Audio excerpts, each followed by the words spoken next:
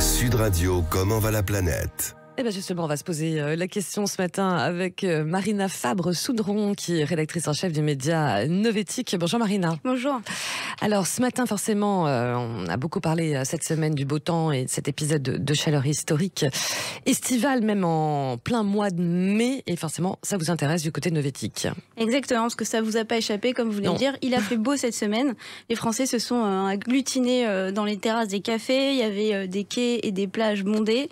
Les barbecues étaient sortis dans les jardins.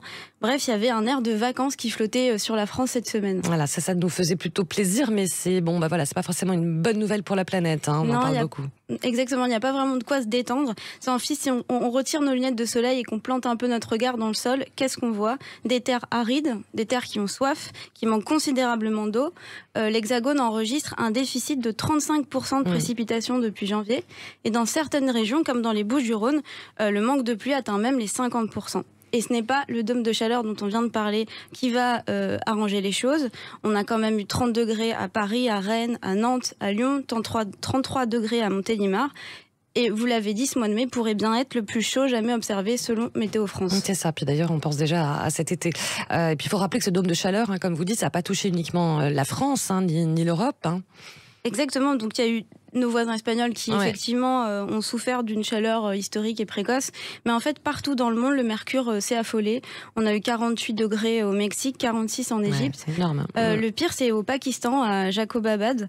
Le record de la température la plus élevée a été explosé avec 51 degrés à l'ombre. 51. 51. Et pour vous donner une image, en Inde, par exemple, il y a des milliers d'oiseaux qui sont littéralement tombés du ciel, épuisés et déshydratés. Et ces deux pays-là suffoquent vraiment depuis 2 mois. Les conséquences sont dramatiques. Il y a bien sûr le manque d'eau, des problèmes sur les récoltes, mais il y a aussi un grave impact sur la santé humaine. Oui, ça, il faut en parler aussi, parce qu'on parle, ce qui est normal, de la sécheresse, des effets sur les producteurs, les agricultures, etc. Mais la santé, c'est une question de santé publique aussi.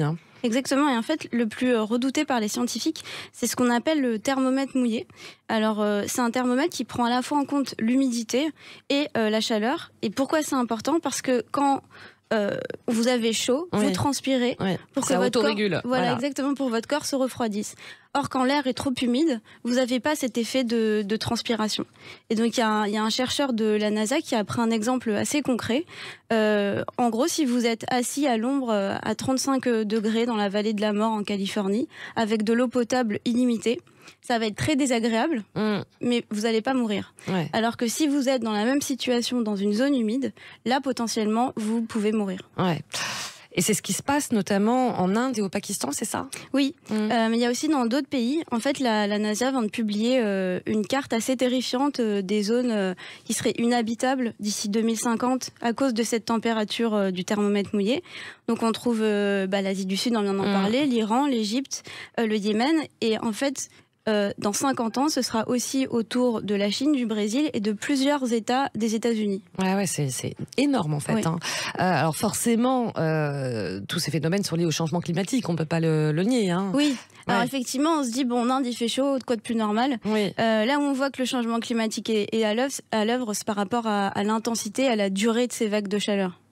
Alors forcément, on se dit quand même, on va essayer d'être un peu plus positif quand même, Marina. Qu'est-ce qu'on peut faire, notamment pour inverser ou au moins ralentir cette courbe alors ? En priorité, c'est une baisse drastique de nos émissions de gaz à effet de serre qui contribuent directement aux vagues de chaleur. Et pourtant, ce qu'on voit, c'est que le gouvernement indien a décidé d'augmenter à un niveau record sa production de charbon. Or, le charbon, c'est le combustible qui émet le plus de gaz à effet de serre au monde. Alors pourquoi l'Inde a fait ce choix ? Tout simplement parce que les Indiens avaient chaud, donc ils ont allumé la climatisation. Ça a explosé la demande en électricité et ça a épuisé les stocks de charbon. Or eux, leur mix électrique repose à 70% sur du charbon. C'est ça, pas forcément le choix, quoi. Mais quelque part, on rentre dans un cercle totalement vicieux. C'est un peu le serpent qui se mord la queue. C'est exactement, ça. Oui. Mais est-ce qu'on peut leur en vouloir ? Comme le dit Harjit Singh, donc c'est un expert sur le climat, la crise climatique actuelle, elle n'est pas due à l'industrialisation de l'Inde, elle est due à l'industrialisation occidentale depuis les années 80. Donc en gros, l'Inde, le Pakistan, la majorité des pays du Sud payent aujourd'hui les décisions des pays du Nord. Ça, il faut le redire. Des dossiers en tout cas à relire et à découvrir du côté de Novétique avec Marina Fabre-Sounron, rédactrice en chef de ce média. Merci beaucoup. Merci à vous. Merci, à très bientôt. Et puis bien sûr, Comment va la planète, c'est à réécouter en podcast sur sudradio.fr. Merci.